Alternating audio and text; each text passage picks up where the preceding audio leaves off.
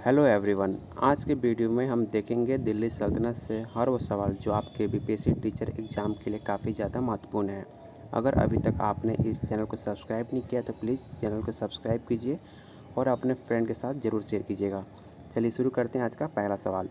दिल्ली सल्तनत के किस सुल्तान को लाख बख्श कहा जाता था? इसका जो राइट आंसर हो जाएगा ऑप्शन ए कुतुबुद्दीन ऐबक को। गुलाम वंश का प्रथम शासक कौन हुआ करता था? तो कुतुबुद्दीन ऐबक गुलाम वंश का प्रथम शासक माना जाता है। कुतुबुद्दीन ऐबक की राजधानी कहाँ थी? तो इसका जो राइट आंसर हो जाएगा लाहौर। अगला क्वेश्चन कह रहा है भारत में मोहम्मद गौरी ने किसको प्रथम अक्ता प्रदान किया था? तो इसका जो राइट आंसर हो जाएगा कुतुबुद्दीन ऐबक को। इनमें से किस दिल्ली सल्तनत के शासक ने कुतुब मीनार के पास हौज ए शमसी का निर्माण करवाया था? तो इसका जो राइट आंसर हो जाएगा कुतुबुद्दीन ऐबक। चलते अपने अगले सवाल पे। इल्तुतमिश शासक था तो गुलाम वंश का इल्तुतमिश आपका शासक हुआ करता था। इल्तुतमिश ने बिहार में अपना प्रथम सूबेदार किसे नियुक्त किया था? तो इसे आप याद रखिएगा, अली मर्दान को नियुक्त किया गया था। इक़्तिदारी प्रार्थना किसके प्रारंभ की गई थी? तो इसका राइट आंसर हो जाएगा ऑप्शन बी। दिल्ली में पहला मदरसा किसके द्वारा स्थापित किया गया था? तो इसका जो राइट आंसर हो जाएगा इल्तुतमिश। मुस्लिम शासक जिसका साम्राज्य दार उल इस्लाम का एक भाग माना जाता था?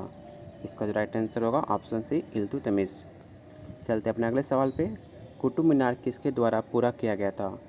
तो इल्तुतमिश के द्वारा ही पूरा किया गया था कुतुब मीनार का। बिग्रहराज फोर्ड ने अजमेर की अढ़ाई दिन का झोपड़ा नामक मस्जिद के पहले किसका निर्माण कराया था? तो पहले वहाँ पे कॉलेज हुआ करता था। ऑप्शन ए राइट आंसर होगा। ढाई दिन का झोपड़ा क्या है? तो आपका एक मस्जिद है, बहुत जगह आपको मस्जिद की जगह मज़ार देखने को मिलेगा, वहाँ भी आपका राइट आंसर मज़ार भी हो सकता है। सल्तनत काल के सिक्के टंका ससगनी एवं जितल किन धातु से बना हुआ करते थे? तो चांदी और तांबा से बना हुआ करता था। अपने सद्गुणों के बावजूद रजिया सफल नहीं हुई क्योंकि उच्च वर्ग को स्त्री शासन नापसंद था, इसलिए रजिया सुल्तान कभी सफल नहीं हो पाई। अमीर शिकार का पदवी पर बलबन के किसके नियुक्त किया था? तो इसका जो राइट आंसर हो जाएगा ऑप्शन डी रजिया सुल्तान। अगला सवाल कह रहा है रजिया सुल्तान किसकी पुत्री थी? तो आप सबको पता होगा इल्तुतमिश की पुत्री हुआ करती थी रजिया सुल्तान। वो प्रथम मुस्लिम शासक कौन था जिसने शासन के सिद्धांत पे राजाओं को ईश्वरीय अधिकार सिद्धांत के समान प्रतिपादित किया था? तो इसका जो राइट आंसर हो जाएगा बलबन। अगला सवाल कह रहा है किस दिल्ली सुल्तान ने रक्त एवं लौ की नीति अपनाई थी? तो बलबन ही अपनाई थी रक्त और लौ की नीति। राजस्व के उसके सिद्धांत प्रतिष्ठा शक्ति और न्याय के सिद्धांतों पर आधारित था। बलबन के बारे में सब किसने कहा है? ये क्वेश्चन आपका बीपीएससी क्वेश्चन 2018 में पूछा जा चुका है, आप इसे याद रखिएगा। दिल्ली के किस सुल्तान ने सिजदा की परंपरा को प्रारंभ किया था? इसका जो राइट आंसर हो जाएगा बलबन ने ही शुरुआत किया था। अगला सवाल कह रहा है 40 ग्रुप की शक्तियों को किसने तोड़ा था? तो बलबन ने ही 40 ग्रुपों का शक्ति को तोड़ा था। अगला सवाल कह रहा है तुर्गिल खां ने किसके शासनकाल के दौरान विद्रोह किया था? तो बलबन के खिलाफ ही उन्होंने विद्रोह किया था तुर्गिल खां ने। चलते हैं कुछ और अपने अगले सवाल पे। अरब एवं तुर्की आक्रमण से नीचे दिए गए शासकों को सही कालानुक्रम आपको सजाना है। तो इसका जो राइट आंसर हो जाएगा 2 4 3 1। अगला सवाल कह रहा है पुस्तक तख्लीक माँ ली हिंद किसने लिखी थी? तो इसका जो राइट आंसर हो जाएगा आपका ऑप्शन डी अल ब्रूनी ने ये लिखा था। अल ब्रूनी ने अपनी पुस्तक किताब उल हिंद किस भाषा में लिखी थी? तो अरबी भाषा में लिखा था, आप इसे याद रखिएगा। अगला सवाल कह रहा है किताब उल हिंद का किताब जो भारत के इतिहास का उल्लेख करती है किसके द्वारा लिखी गई थी? तो अभी हमने पढ़ा था अल ब्रूनी के द्वारा किताब उल हिंद लिखा हुआ है। उज्बेकिस्तान का कौन सा यात्री 11वीं शताब्दी में भारत आया था? तो अल ब्रूनी ही उज्बेकिस्तान का रहने वाला था, आप इसे याद रखिएगा। फारसी विद्वान अल बेरूनी अफगानिस्तान और भारत पर हमले के दौरान किस आक्रमणकारी के साथ हुआ करता था? तो मोहम्मद गजनबी के साथ। राइट आंसर ए होगा। मोहम्मद गौरी की सेना और पृथ्वीराज चौहान के बीच 2 बार युद्ध हुए जिसमें कि दूसरी लड़ाई पृथ्वीराज चौहान हार गए और उनके राज्य पर कब्जा कर लिया गया। तो इसका जो राइट आंसर हो जाएगा आपका तराइन। कुछ और सवाल देखते हैं दिल्ली सल्तनत से। दास वंश का स्थापना किसने करी थी? तो कुतुबुद्दीन ऐबक ने ही सबसे पहले दास वंश की स्थापना करी थी। ये सवाल आपके बहुत सारे एग्जाम में पूछा जा चुका है। गुलाम वंश का संस्थापक किसे माना जाता है? तो कुतुबुद्दीन ऐबक को ही गुलाम वंश का संस्थापक माना जाता है। इनमें से किसके द्वारा दिल्ली सल्तनत में इक्ता प्रणाली का सांस्थागत रूप से लागू किया गया था?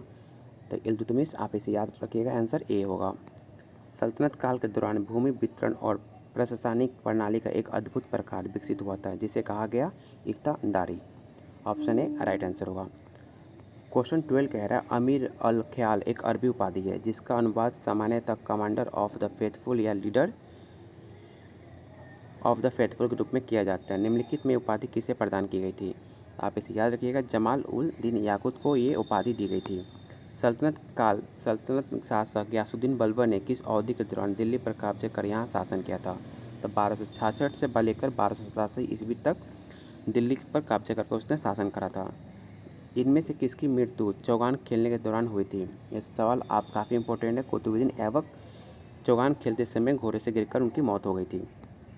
भारत में सिजदा प्रथा किसने शुरू करी थी? तो इसका जो राइट आंसर होगा गयासुद्दीन बलबन ने सिजदा का प्रथा चालू किया था। किसने निरोज नामक प्रसिद्ध फारसी त्यौहार की शुरुआत करी थी? तो गयासुद्दीन बलबन ने ये शुरू किया था। बी राइट आंसर होगा। निम्नलिखित में दिल्ली सल्तनत का सही क्रम क्या है? तो इसका जो राइट आंसर हो जाएगा ऑप्शन बी गुलाम खिलजी तुगलक लोधी। डैश के बीच अवधि को दिल्ली सल्तनत की अवधि के रूप में माना जाता है। तो 1206 ईस्वी से लेकर 1526 ईस्वी तक दिल्ली सल्तनत का रूप देखा जाता है। अगला सवाल कह रहा है रजिया सुल्तान किसकी बेटी थी? तो हमने अभी पढ़ा इल्तुतमिश की बेटी हुआ करती थी रजिया सुल्तान। सुल्तान किस राजवंश से संबंधित था? तो दास राजवंश से संबंधित था सुल्तान। क्वेश्चन 21 कह रहा है दिल्ली सल्तनत की एकमात्र महिला शासक कौन थी? तो रजिया सुल्तान इकलौती एकमात्र महिला शासक हुआ करती थी दिल्ली सल्तनत में। दिल्ली की पहली महिला शासक कौन थी? तो रजिया सुल्तान आपका राइट आंसर ऑप्शन सी होगा। अगला सवाल कह रहा है डैश लगभग 84 वर्ष तक उपमहाद्वीप में शासन करने वाला प्रथम मुस्लिम वंश कौन था? तो गुलाम वंश आपका राइट आंसर डी होगा। कुतुबुद्दीन ऐबक और रजिया राजवंश से क्या संबंधित था? तो इसका जो राइट आंसर हो जाएगा मामलुक। क्वेश्चन 25 कह रहा है किस ईस्वी में कुतुबुद्दीन ने खुद को दिल्ली का सुल्तान घोषित कर दास राजवंश का शासन को शुरुआत की थी? तब 1206 ईस्वी में कुतुबुद्दीन ने खुद को दिल्ली का सुल्तान घोषित किया था 1206 ईस्वी में। कौन सा शासक कुतुब मीनार के निकट अलाई मीनार बनवाना चाहता था लेकिन इसका निर्माण कार्य पूरा नहीं हो सका? तो अलाउद्दीन खिलजी, इसका राइट आंसर ए होगा। अगला सवाल कह रहा है निम्नलिखित में से किसने अपने सैनिक के लिए सैन्य शहर सिरी का निर्माण कराया था? तो अलाउद्दीन खिलजी ने ही कराया था। सी राइट आंसर होगा। रानी पद्मावती का संबंध किस शहर से है? तो आप सबको पता होगा चित्तौड़गढ़ से उनका संबंध रखता है। ऑप्शन सी इसका राइट आंसर होगा। अगला सवाल कह रहा है अलाउद्दीन खिलजी के शासनकाल में राज्य द्वारा निम्नलिखित में किस प्रकार का कर नहीं लगाया गया था? लघु उद्योग के कर कभी नहीं लगा अलाउद्दीन खिलजी के टाइम पे। खिलजी वंश का प्रथम शासक कौन हुआ करता था? तो जलालुद्दीन फिरोज खिलजी खिलजी वंश का पहला शासक माना जाता है। 13वीं सदी में बख्तियार खिलजी ने बंगाल के किस राजा को पराजित किया था? तो लक्ष्मण सेन, आप इसे याद रखिएगा, ये बहुत सारे एग्जाम में पूछा जा चुका सवाल है। एक प्रसिद्ध यात्री इब्न बतूता का मूल निवासी कहाँ का था? तो आप सबको पता होगा मोरक्को का निवासी हुआ करता था इब्न बतूता। प्रसिद्ध यात्री और लेखक मोहम्मद इब्न बतूता किस देश से संबंधित हैं जिन्होंने 14वीं शताब्दी में भारत सहित कई देशों की यात्रा की? अभी हमने पढ़ा था कि मोरक्को का। अगला सवाल है काकतीय राजवंश का अंत निम्नलिखित में से किसके द्वारा प्राप्त किया गया? तो दिल्ली सल्तनत के द्वारा प्राप्त किया गया। डी इसका राइट आंसर होगा। मोरक्को का प्रसिद्ध यात्री इब्न बतूता किस काल में भारत आया था? तो दिल्ली सल्तनत के टाइम पे इब्न बतूता भारत आया था। दिल्ली सल्तनत का सबसे बड़ा विस्तार किसके शासनकाल में देखा गया है? तो मोहम्मद बिन तुगलक, इसका राइट आंसर ए हो जाएगा। अगला सवाल कह रहा है प्रसिद्ध कन्नड़ नाटक तुगलक जिसका अन्य भारतीय भाषाओं में भी मंचन किया गया है उसका लेखक कौन माने जाते हैं? तो गिरीश कर्नाड, आप इसे याद रखिएगा, ये सवाल काफ़ी इंपॉर्टेंट है। किस सम्राट ने अपनी राजधानी दिल्ली से दौलताबाद हस्तांतरित की गई थी? तो इसका जो राइट आंसर देखने को मिलता है मोहम्मद बिन तुगलक। मोहम्मद बिन तुगलक दिल्ली से अपनी राजधानी किस स्थान पर बदली थी? दौलताबादी मोहम्मद बिन तुगलक ने दिल्ली से अपनी राजधानी दौलताबाद कर दी थी। 14वीं शताब्दी के दौरान भारत में किसने सोने और चांदी की नियमित मुद्राओं के स्थान पर सस्ती धातुओं से निर्मित सांकेतिक मुद्रा का उपयोग शुरू किया था? तो आपका मोहम्मद बिन तुगलक ही, इसका राइट आंसर बी होगा। किसने फुतुहात एवं फिरोज शाही में उसकी प्रशासनिक उपलब्धियों का रिकॉर्ड दर्ज कराया है? तो फिरोज सिंह तुगलक, इसका राइट आंसर डी होगा। आगरा शहर को किसने बनवाया? तो आप सबको पता होगा सिकंदर लोदी ने ही आगरा शहर का निर्मित करवाया था। लोदी वंश का संस्थापक किसे माना जाता है? तो इसका जो राइट आंसर हो जाएगा आपका बहलोल लोदी, आपका राइट आंसर सी होगा। इब्राहिम लोदी 1526 में पानीपत की पहली लड़ाई में किसके द्वारा मारा गया था? तब बाबर ने ही इब्राहिम लोदी को 1526 में पानीपत की लड़ाई में उसे मार दिया था। अब कुछ सवाल देखते हैं खिलजी वंश से। बाजार नियंत्रण के लिए कौन सा सुल्तान प्रसिद्ध है? अलाउद्दीन खिलजी, आप इसे याद रखिएगा, बाजार नियंत्रण के लिए फेमस हुआ करता था। खिलजी वंश का प्रथम शासक कौन था? तो जलालुद्दीन खिलजी खिलजी वंश का प्रथम शासक माना जाता है। दाग और हुलिया की प्रथा किसने प्रारंभ की? अलाउद्दीन खिलजी, इसका राइट आंसर बी होगा। अगला सवाल कह रहा है अलाई दरवाज़ा का निर्माण किस सुल्तान ने करवाया था? इसे याद रखिए, सवाल काफ़ी इंपॉर्टेंट है। अलाउद्दीन खिलजी, इसका राइट आंसर हो जाता है। अगला सवाल कह रहा है सल्तनत काल में सार्वजनिक वितरण प्रणाली किसने प्रारंभ की थी? अलाउद्दीन खिलजी, इसका राइट आंसर ए होगा। बाजार नियंत्रण के लिए कौन सा सुल्तान प्रसिद्ध है? ये अभी हमने पढ़ा। अलाउद्दीन खिलजी, इसका राइट आंसर होगा। शपथ काल में गुंबद को आधार प्रदान करने के लिए सबसे पहले भित्ति मेहराब प्रणाली किसके द्वारा प्रयोग किया गया? तो इसका जो राइट आंसर हो जाएगा अलाई दरवाज़ा में। अगला सवाल कह रहा है कि सुल्तान ने ज़मीन में फसल की नपाई की आधा राजस्व के रूप में दावा किया? तो Alauddin Khilji, option C right answer होगा। पद्मिनी घटना किस सुल्तान से जुड़ी हुई है? हमने सबने पढ़ा, पद्मावती का संबंध अलाउद्दीन खिलजी से हुआ करता था। अलाउद्दीन खिलजी का आक्रमण के समय चित्तौड़ का शासक किसे माना जाता है? तो इसका जो राइट आंसर हो जाएगा राणा रतन सिंह, आपका राइट आंसर होगा। अगला सवाल कह रहा है 12 मासा की रचना किसने करी थी? तो मलिक मोहम्मद जायसी, इसका राइट आंसर हो जाएगा। रानी पद्मिनी का नाम अलाउद्दीन के चित्तौड़ विजय से जोड़ा जाता है, उनके पति का नाम क्या था? तो राणा रतन सिंह की वाइफ हुआ करती थी रानी पद्मिनी। अगला सवाल कह रहा है अलाउद्दीन खिलजी के प्रसिद्ध सेनापतियों में जिसकी मंगोल के विरोध लड़ते हुए मृत्यु हुई थी? तो जाफर खां, इसे याद रखिएगा, ये क्वेश्चन आपका काफ़ी इंपॉर्टेंट है। अगला सवाल कह रहा है अलाउद्दीन खिलजी द्वारा द्वार समुद्र के विजय के लिए किसे नियुक्त किया गया था? तो मलिक कफूर को नियुक्त किया गया था, या फिर इसे याद रखिएगा। अलाउद्दीन खिलजी के आक्रमण के समय देवगिरी का शासक कौन हुआ करता था? तो इसका जो राइट आंसर होगा ऑप्शन ए राइट आंसर हो जाएगा। किसने खुद और मुकदमों को इस हद तक पदोन्नत कर दिया कि उसकी स्त्रियों को मुसलमानों के घर में काम करना पड़ा था? तो अलाउद्दीन खिलजी, इसका राइट आंसर बी होगा। अगला सवाल कह रहा है इनमें से किसने खलीफा की शक्ति को विरोध किया था? तो अलाउद्दीन खिलजी ने खलीफा का विरोध किया था। अगला सवाल कह रहा है कि सुल्तान के काल में खालसा भूमि अधिक पैमाने पर विकसित हुई थी? तो अलाउद्दीन खिलजी, इसका राइट आंसर हो जाएगा। निम्नलिखित में कौन सा भूमि उत्पाद पर वो लगने वाले कर को इंगित नहीं करता है? तो खम्स, इसका राइट आंसर बी होगा। अगला सवाल कह रहा है वो प्रथम भारतीय मुसलमान कौन था जो दिल्ली का सुल्तान बना? तो इसका जो राइट आंसर हो जाएगा ऑप्शन ई, क्योंकि उसमें से कोई आंसर सही नहीं है। अगला सवाल कह रहा है अलाउद्दीन दिल्ली का प्रथम तुर्की सुल्तान था जिसे धर्म के राज्य के अधीन लाने की और ऐसे घटकों का परिचय कराने का श्रेय जाता है जो सैद्धांतिक रूप से राज्य को धर्म निरपेक्ष बनाते हैं। ये सब किसने लिखा था? इसका जो राइट आंसर हो जाएगा ऑप्शन ई। अगला सवाल कह रहा है कुछ सवाल देखते हैं तुगलक वंश से। मोहम्मद बिन तुगलक ने अपनी राजधानी दिल्ली से कहाँ स्थापित की थी? तो इसका जो राइट आंसर हो जाएगा दौलताबाद, हमने अभी पढ़ा भी था।